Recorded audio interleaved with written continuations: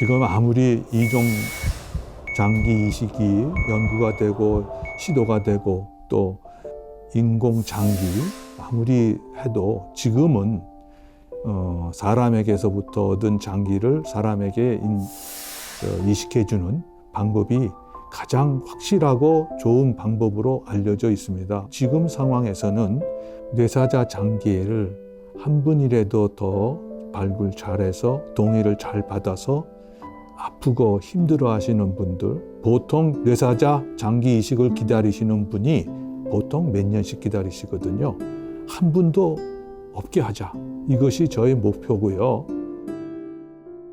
몸을 많이 아프시다가 새로운 장기를, 기능 좋은 장기를 얻어서 새 삶을 사시는 분들을 활동적인, 열정적인 삶을 보면서 저는 이것이 바로 할 만한 일이로구나. 그걸 느끼고 이런 기회를 주신 하느님한테 감사를 드려야 되겠죠. 좀 감사합니다.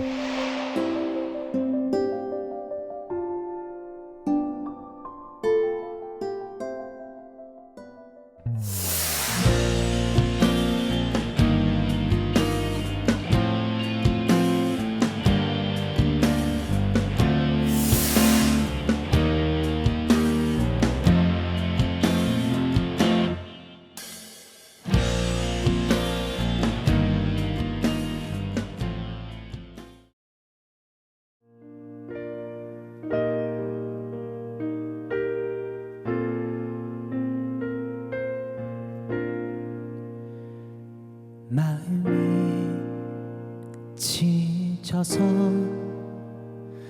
기도할 수 없고 눈물이 빗물처럼 흘러내릴 때 주님은 우리 연약함을 아시고 사랑으로 인도하시네.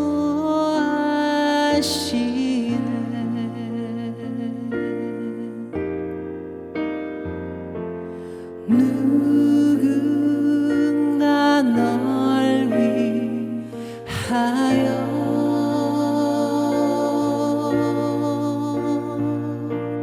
누군가 기도하네.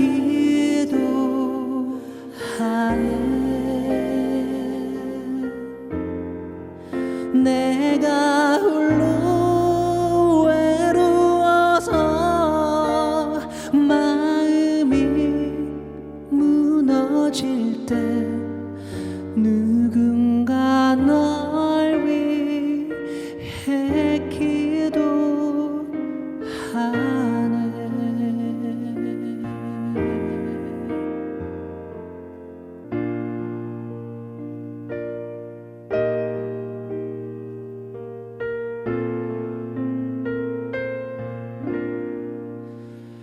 주님은 우리 연약함을 아시고 사랑으로 인도하시네.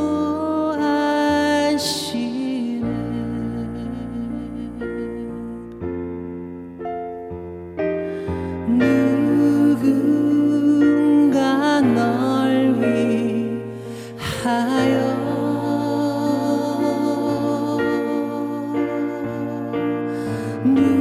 누군가 기도하네.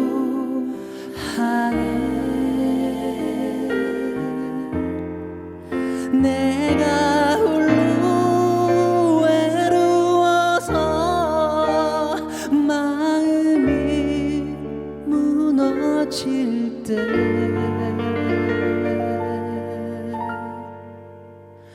누군가 널 위해 기도하네.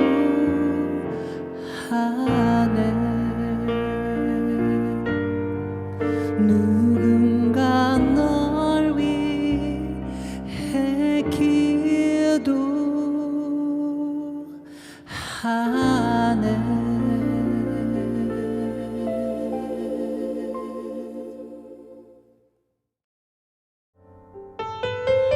2016년 573명까지 늘었던 뇌사 장기 기증자가 지난해에는 442명으로 감소하는 추세라고 하는데요. 지금은 장기 기증이 어떻게 이루어지고 있는지 한국장기조직기증원 문인성 원장님을 모시고 말씀 들어보겠습니다.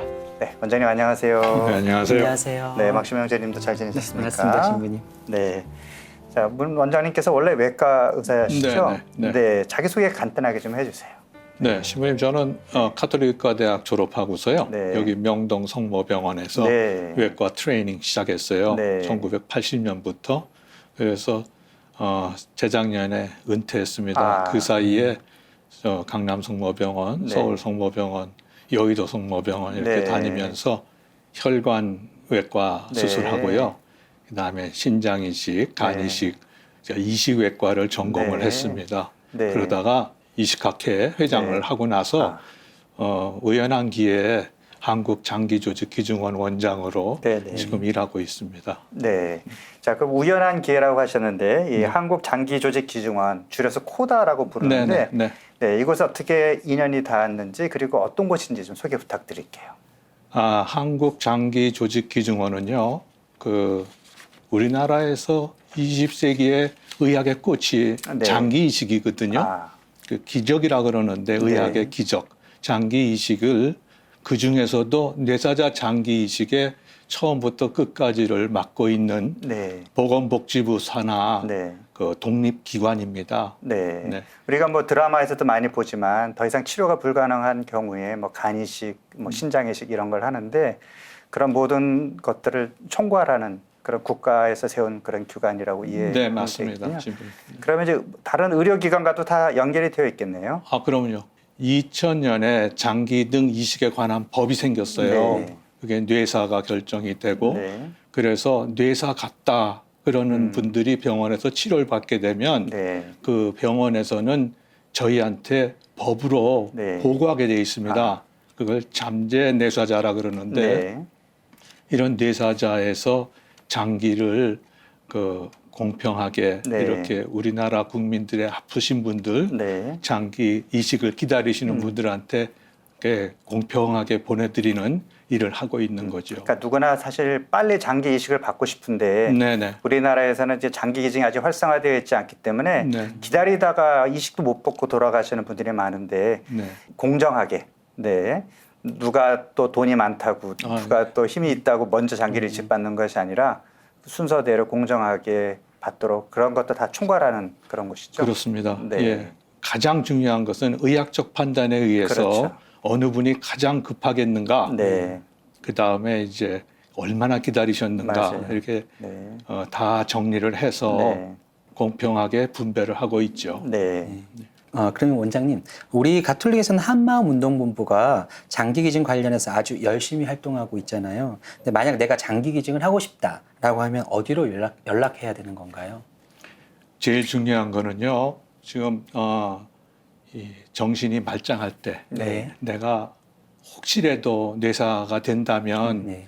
내 장기를 기증하겠다는 희망 등록을 해야 되거든요. 장기 기증 등록 운동이 바로 그런 거군요. 맞습니다. 내가 언제 어떤 사고를 당해서 네네. 뇌사 상태가 돼서 기증해야 될 사람이 될 때 내 네. 의사를 미리 밝혀놓는 거. 네네. 희망 등록은 한마음 운동본부도 받고 있고요. 네. 저희도 받고 있고 네. 전국의 보건소 400여 군데에서 받고 있어요. 네. 웬만한 큰 병원들은 다 희망 등록을 받고 있습니다. 네.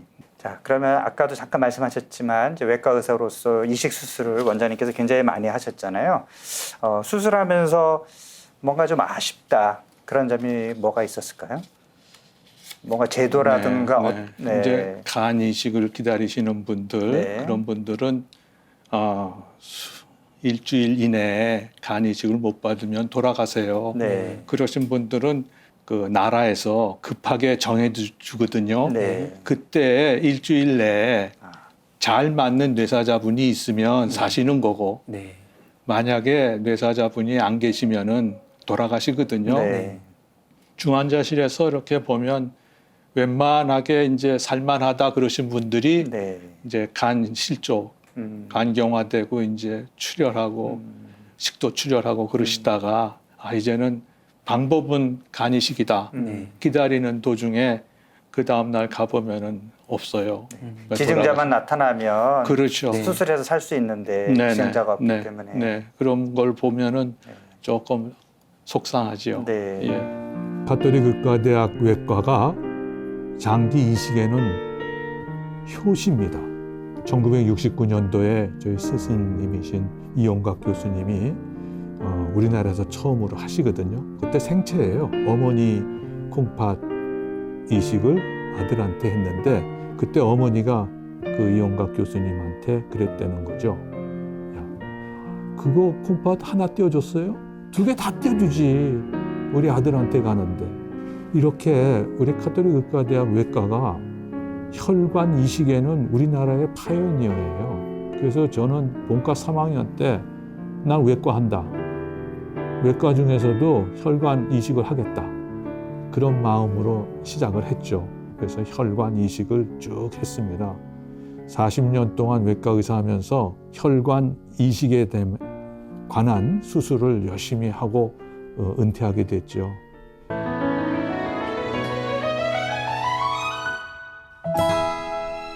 원장님 지금까지는 이제 의사로서 이제 이식 수술을 하시다가 이제는 이제 직접 수술은 안 하시고 이제 이식을 지원하는 이 코다 같은 기관에서 일을 하고 계시잖아요. 네. 의사로서 직접 수술하실 때와 또 이렇게 이식 전문 기관에서 어떤 그런 행정적인 일을 하실 때 다른 부분들이 보이실 것 같아요. 어떻습니까?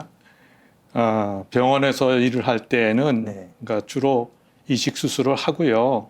그러니까 수술 받으신 분들의 이 건강이 가장 중요하죠. 그렇죠. 네. 이게 소변이 잘 나와야 될 텐데 또는 이 간 기능이 잘 돌아와야 될 텐데 이런 게 지금 수혜자에게 정신을 다 쏟았는데 여기 와서는 기증자에 대한 이야기를 하나둘 알게 됐어요. 네. 그게 정말 아름다운 이야기, 남을 위해서 장기를 기증하시는 의사자분에 대한 이야기를 하나둘 알고 가고 있어요. 네. 그래서 여러 가지를 많이 느끼고 있습니다. 네. 특히 얼마 전에 9살 난 어린이가 네. 하루 아침에 엄마 나 머리 아파 그러고서 방에 가서 쓰러졌어요. 네. 뇌의 혈관이 아마 출혈을 한 것 같아요. 네. 너무 심하게 출혈을 해서 뇌사가 됐거든요. 그래서 이 친구한테 연락이 됐죠. 이제 뇌사 가능성이 있다. 그러니까 뇌사 관리가 시작이 되고 했는데 아빠 엄마들이 보호자가 어떻겠어요. 그런 게 하나둘 몰랐던 일을 보니까 그렇죠. 예, 여러 가지 느낌이 굉장히 많아요. 네. 예. 그 가족의 입장에서 사랑하는 그 자녀들이나 어떤 자기 가족의 죽음을 인정하는 과정도 힘들고 그런 마음의 준비가 안 돼 있고 그런 인식이 없을 때는 선뜻 자기 아이의 어떤 몸에 또 칼을 대서 장기를 준다는 게 쉽지 않을 것 같아요. 더 큰 슬픔에 또 슬픔을 더하는 일이 될 수도 있는데 그런 것들을 설득하셔야 되는 거잖아요. 네네. 네. 주로 저희가 70여 분의 네. 간호사들이 저랑 같이 일을 하고 있거든요. 네. 그분들이 이제 코디네이터라 그래서 연락을 받으면은 그 보호자를 만나거든요. 네. 만나서 대부분이 애를 키우는 엄마들이에요. 네. 젊은 엄마들. 네.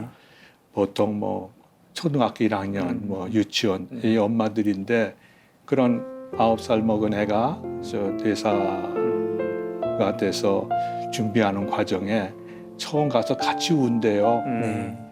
장기 기증 얘기를 할 수가 없어서. 처음부터 꺼내기는 예. 어렵죠. 그래서 어떤 경우는 한 이틀, 3일을 가서 아무 소리 못하고 같이 엄마하고 같이 울고 그러다가 차근차근히 이제 이야기를 시작을 하면 주로 그렇답니다. 지금 애는 없어지는 것 같은데 이 애의 심장이나 폐나 콩팥이나가 이 세상에 누구의 그만한 나이 애들한테 이식이 되거든요. 네. 그러면 그거로서 아기도 흐뭇해하지 않을까? 그렇죠. 그런 생각을 한다는 거죠. 네. 그런 것을 저희가 차근차근히 네. 한 분이라도 더 이식으로서 생명을 살 수 있게 건강을 되찾을 수 있게 하려고 노력을 하고 있습니다. 내 아이의 뭐 심장이나 내 아이의 어떤 기관이 다른 아이의 생명을 살릴 수 있다면 그 아이도 한편으로 살아있는 것이 아니냐 네. 이렇게 그렇죠. 또 얘기도 할 수 있겠네요. 그래서 심장 이식한 애에 네. 그 심전도 하고 심장 소리를 녹음을 해서 네. 인형으로 이렇게 아, 곰인형으로 네. 해서 아기의 심장 소리입니다. 해서 이것을 굉장히 조심스럽게 네. 보호자분, 유가족, 네. 어머니, 아빠한테 같이 연결을 해준 적이 있거든요. 이거는 굉장히 예민한 구석인데 그렇죠. 어떤 분은 좀 기뻐하실 수도 있고 어떤 분은 그러면요. 조금 또 어려워하실 수도 있겠네요. 네. 그래서 그 이제 우리가 뇌사 얘기를 많이 들었지만 정확한 뇌사의 정의를 모르는 경우도 있고요. 그리고 이분이 지금 뇌사 상태이니까 장기를 줄 수 있다. 이 판정 내리는 것도 굉장히 의학적으로 좀 정밀하게 해야 될 것 같은데요. 어떤 기준으로 뇌사 판정을 하게 되죠? 전 세계에서요. 네. 뇌사 판정에 대한 한 네. 우리나라가 제일 세요. 아, 2번에 걸친 네. 뇌파 검사를 해야 됩니다. 네. 그 다음에 그 뇌사라 진단을 하려면 여러 가지 충족 조건이 있거든요. 네. 뇌에 신경이 12개가 있는데요. 네. 그것이 다 없어야 돼요. 음. 그 다음에 자기 숨을 쉴 수 있는 능력이 없어야 되거든요. 네. 단지 심장은 뇌사가 되더라도 좀 뛰어요. 네. 하느님은 그렇게 만들어 주신 것 같아요. 네. 그래서 심장은 뛰니까 몸은 따뜻한데 사망이라니 이렇게 일반인들이 생각하시거든요. 네. 뇌사라 하면 뇌의 신경이나 모든 것이 정말 사망이기 때문에 네. 이 회복이 불가능합니다. 그것이 식물 인간하고 다른 다른 거예요. 거죠. 네. 예. 네. 식물 인간은 이제 깨어날 가능성이 가능성이 있는 거죠. 있습니다. 그것은 네. 아무도 몰라요. 네. 뭐 몇 달 있다가 깰 수도 네. 있고 몇 년이 지나서도 깰 수 있고 가끔 해외 토픽 보면 뭐 10년 지나서 네, 그런 깨났다 분도 그러고 있죠. 그러잖아요. 네. 그거는 뇌사가 아니죠. 예. 그러면 뇌사가 되면 다른 장기가 어느 정도 시간이 지나면 심장사가 되는 건가요? 보통 선배 의사들이 생각하고 네. 경험한 거에 보면 보통 한 2주 정도 네. 그 심장 뛰다가 멎더라. 네. 그래서 저희가 병원에서 막 치료하다 보면 이거는 뇌사 가능성이 많다. 네. 그러면서도 준비하는 과정에 심장마비 오는 경우가 굉장히 많아요. 네. 꽤 많아요. 네. 그래서 심한 경우는 뇌사 판정 1차를 했는데 그 다음에 심장이 갑자기 중환자실에서 멎어가지고 네. 마사지 하면서 수술하고 그 장기 띄어서 네. 장기 이식했던 경험도 제가 있어요. 그렇군요. 네. 네, 그러면 원장님 그 뇌사까지 진단받으신 환자분들이 정말 쉬운 결정은 아니겠지만 장기 기증을 안 하는 가장 큰 요인이 어떤 것이 있을까요? 외국에 같으면은 본인의 뇌사가 됐을 때 난 장기 기증을 합니다. 그것으로 끝납니다. 근데 우리나라는 그 가족들의 동의가 필요해요. 네. 선순위자 가족이라 그래서 한 분을 꼭 찾아야 돼요. 제일 선순위자가 이건 아니에요. 그러면 못 해요. 네. 그래서 가족의 동의율, 네. 가족이 이제 동의하는 것이 중요한데 우리나라 평균 통계로 보면 3분의 1, 3분의 2 정도는 본인이 뇌사가 돼서 장기 기증을 하겠다고 하더라도 네. 가족들이 이해를 못하죠. 네. 예, 그래서 장기 기증까지 안 되는 경우가 많아요. 기다리는 사람들은 굉장히 많잖아요. 점점 많아져요. 네. 작년에 3만 9천여 명 정도 됐다 그러는데 네. 올해 대충 통계는 한 4만 명 좀 넘는 것 같아요. 네. 그런데 뇌사자 장기 기증을 작년에 하신 분이 500여 명이 안 네. 되거든요. 네. 그러니까 한 분의 뇌사자에서 평균 3개, 네. 4개 정도가 장기가 이식될 수 되거든요. 있는데, 네. 그러니까 많이 해야 2,000명 정도거든요. 자, 그러면 실질적으로 이제 장기 기증자가 나왔다. 뇌사가 돼서 그 통보를 받으면 실제로 장기 이식 수술이 이루어질 때까지 여러 과정이 이제 있을 것 같은데요. 어떤 네. 과정을 거치는지 좀 구체적으로 말씀해 주세요. 제일 먼저 법에 의해서 네. 병원에서는 진료하다 보니까 이분은 뇌사가 될 가능성이 많습니다. 그러면 저희한테 신고하거든요. 네. 그러면 저희는 전국에 70여 분의 간호사들이 대기하고 있습니다. 네. 그러면 저녁 때, 새벽에, 밤에 가죠. 네. 중환자실에 갑니다. 시간이 촉박하니까 새벽이라도 나타나면 그럼요. 네. 찾아가야 되는군요. 찾아가야죠. 네. 찾아가서 우선 중환자실에 가서 연세가 어떻게 되신 분인가 한번 상황을 보고 그 다음에 주치 신경외과 선생님도 그렇고 내과 선생님도 그렇고 중환자 의학과 선생님, 응급실 선생님 이게 만나 뵙죠. 네. 그 다음에 이제 보호자를 만나죠. 보호자를 만나서 조심스럽게 네. 동의를 받습니다. 동의 받으면 저희 또 사회복지사가 있어요. 네. 전국에 한 10분이 계시는데 필요하면 그분들을 같이 동원을 합니다. 그래서 정신적인 좀 도움도 좀 드리고 네. 행정적으로 굉장히 복잡하잖아요. 네. 그런 것도 좀 도와드리고 여러 가지 일을 하는데 일단 동의가 되면 이제부터 뇌사 관리를 시작하거든요. 네. 뇌사 관리 시작하고서 보통 1박 2일, 빠르면 1박 2일이고요. 2박 3일, 어떤 때는 일주일 가는 경우도 있어요. 그래서 차근차근히 정리를 합니다. 그래서 뇌사 진단 첫 번째 검사부터 차근차근히 도와드리고 하죠. 그 다음에 뇌사 진단을 위한 위원회를 또 만들어야 네. 돼요. 그래서 신경과 선생님 또 저희 서울 성모병원에 있을 때는 신부님도 계셨어요. 네. 수녀님도 계시고. 그래서 이분은 모든 검사에서 뇌사입니다. 네. 만장일치제입니다. 네. 예. 그런데 거기에는 이식에 관여되어 있는 의료인은 못 들어가요. 따로 떨어져 있습니다. 네. 그래서 뇌사가 이식에 유리한 판정을 내리지 않도록 그렇죠. 엄격하게 하려고. 예. 네. 그래서 뇌사 진단을 받고 네. 그러면 이제 나라에서 그 간이 어떠냐, 콩팥이 어떠냐, 심장은 이식할 만하냐, 뭐 네. 이런 걸 다 정리를 하거든요. 네. 그러면은 나라의 그 관리원, 장기 조직 혈액 관리원, 네. 예, 그게 거기에는 제가 만약에 병이 나서 나는 간 이식을 받아야 되겠습니다. 그래서 신청을 하잖아요. 그러면은 예전에는 6개월에 한 번씩 제 피를 뽑아서 제가 뭐 A형입니다, 네. B형입니다라는 걸 나라에 보고해요. 네. 그 다음에 저는 조직 적합성이라는 게 있는데 사람 얼굴 다르듯이 비슷한 얼굴이 잘 맞을 것 같지 않아요? 네. 그러니까 조직 적합성이라는 거를 제 조직 적합성은 이겁니다.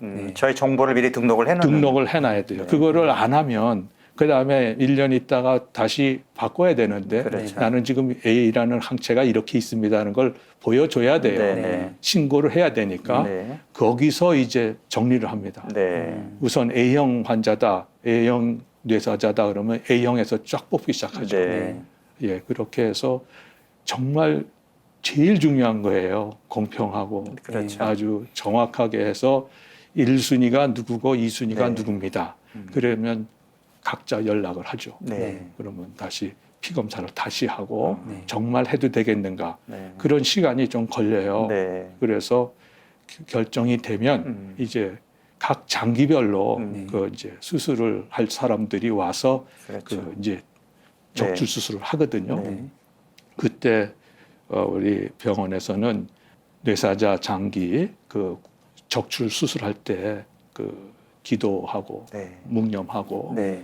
그 예의를 다 하고서 이제 그렇죠. 시작을 하죠. 네. 그래서 끝나자마자 뭐 장기가 뭐 이제부터는 싸움이거든요. 네. 시간 싸움이에요. 그렇죠. 될 수 있으면은 허열, 그러니까 피가 안 가는 상태에서 저 장기를 튼튼하게 하자. 네. 그것이 시간이거든요. 네. 그러니까 막 앰뷸런스 타고 앵앵거리고 그렇죠. 갑니다. 가서 수술을 하죠. 원장님, 그 유럽 국가들은 예, 이 예. 장기 기증률이 높다고 들었는데 예. 사실 우리나라와 그 유럽이 도대체 뭐가 차이가 있길래 뭔가 좀 가치관이 다른지 왜 유럽은 많은데 우리는 적을까? 그 이유를 좀 설명해 주세요. 스페인이 네. 굉장히 그 장기 이식 네. 그 굉장히 활성화가 돼 있다고 보거든요. 네. 가장 근본적인 차이는요. 저희는 내가 뇌사가 되면 장기 기증을 하겠습니다. 그런 얘기를 하는데 스페인은요. 내가 뇌사자가 돼도 절대 손대지 마라. 그런 말이 없으면 자동으로 장기 기증이에요. 네. 그건 무슨 옵트아웃 뭐 그렇게 네. 얘기하거든요. 네. 우리도 사실 그런 노력을 사실 지금 하고 있는 건데 네네. 유교적인 문화 영향 때문이 아닐까요? 이게 맞습니다. 죽은 다음에 신체에 네. 어떤 그런 걸 가하지 않는 거. 네네. 신체 훼손에 대한 네. 그 두려움 또 뇌사에 대한 네. 그 잘못된 인식 네. 이런 것들이 장기 기증을 활성화하지 못하는 큰 원인 중에 하나라고 봐요. 네. 근데 원장님 그러면 사실 사랑하는 가족의 죽음이 임박했다는 것만으로도 마음이 너무 힘들 것 같기도 하고요. 그 상황에서 갑자기 장기 기증을 결정해야 하는 부담감이 상당할 것 같은데 평소에 기증 약속을 하셨던 분들이라면 좀 수월하겠지만 가족이 결정해야 하는 상황이라면은 더 힘들 것 같아요. 그 중에서 기억 남는 혹시 분이 계신가요? 한 10여 년 됐는데요. 연세가 40대쯤 되신 분인데 이 양반이 키가 초등학교 3학년, 4학년밖에 안 돼요. 이분은 그 연골 형성 부전증이라고 네네. 아주 그 상당히 키가 작고 주위 분들한테 여러 가지로 도움을 많이 받았던 신자분이신데 네. 평소에 그랬다는 거죠. 내가 혹시라도 다쳐서 뇌사가 되면 주위의 여러 사람들한테 도움을 많이 받았으니 나는 장기 기증을 하겠다. 그러시다가 정말 다쳤어요.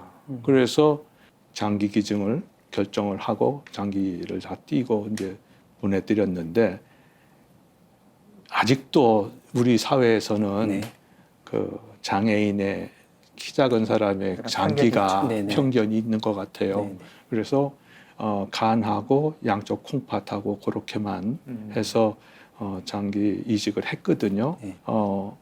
주위에 여러 따뜻한 마음으로 도와줬던 것에 나는 가게 되면 보답만큼 하고 가겠다. 그런 아름다운 마음이 그 했던 그분의 기억이 팍 나는데요. 네. 기증자 가족 하면 뭐 사실은 사별 가족이잖아요. 내 사랑하는 가족이 세상을 떠난 건데 사별 가족을 위한 그런 프로그램 그런 것도 좀 있을 것 같은데 어떻습니까? 예, 기증자 가족분들 말을 못하죠. 네. 네, 그래서 가족분들을 위한 모임을 저희가 이렇게 만들어서 같이 두 분이 같이 세 분이 가족이 모이면 조금 힐링이 돼요. 그렇죠. 같은 비슷한 상황에서 네. 그런 그 가족들 모임을 저희가 주도하고 같이 하고 있고 그다음에 1년에 한 번씩 기증자 봉헌의 날을 네. 네네. 행사하시잖아요. 네네. 저희도 합니다. 네. 저희가 추모의 밤을 하는데 네. 저희는 뇌사자로서 기증하시고 하늘 날아가신 분들을 저 밤하늘의 별에 되셨다고 얘기를 해요. 네. 그래서 기증자 유가족을 위한 그 추모 행사를 네. 하고요. 그리고 기증자 유가족들하고 그 다음에 그 받으신 분들하고 네. 그 다음에 저희 그 직원들하고 네. 사회복지사들 뭐 이렇게 모여서 합창단이 있어요. 아. 네. 생명의 소리 합창단이라고 네. 거기에 저희가 같이 노래 음. 음악도 하고 그러는데 상당히 따뜻한 사람들이에요. 네. 코로나 때문에 매주 못 만나는데 이제 정기 공연도 하고요. 네. 그런 아름다운 일을 하고 있습니다. 네. 기증자 가족들이 굉장히 위로를 많이 받을 것 같아요. 네. 네. 코로나 때문에 기증 약속이 줄지 않았을까 이런 걱정도 있는데 어떤가요?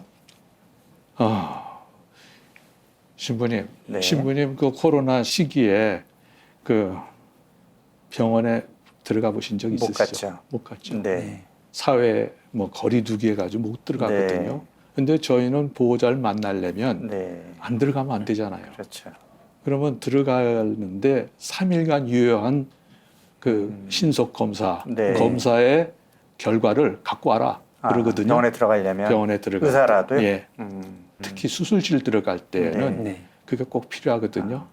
저희 코디네이터들이 평균 한 30번 정도 검사합니다. 1년에. 그 병원에 들어가기 위해서. 예. 네. 코피 안 난 게 다행이죠. 그러네요. 예. 네. 그래서 코로나 시대에 상당히 어려웠어요. 네. 주치의가 보호자를 만나기가 힘들었는데요. 이렇게 어려운 상황에서도 그래도 많이들 생각이 좀 바뀌신 것 같고 자백 여부는 큰 차이 없거든요. 네. 그래서 다행이다 이렇게 가슴 쓸고 있어요. 네. 고맙습니다. 난 이렇게 누군가의 그 장기, 기증 장기로 이렇게 세상을 살고 있습니다. 그런 얘기하고 그래도 네가 어딘가에서 심장이 뛰고 있는 것을 느낀다. 이런 걸 써주신 분도 있고 그걸 이렇게 읽다 보면 우리가 하는 일이 하느님이 보기 참 잘한다. 그런 말씀을 하시지 않을까?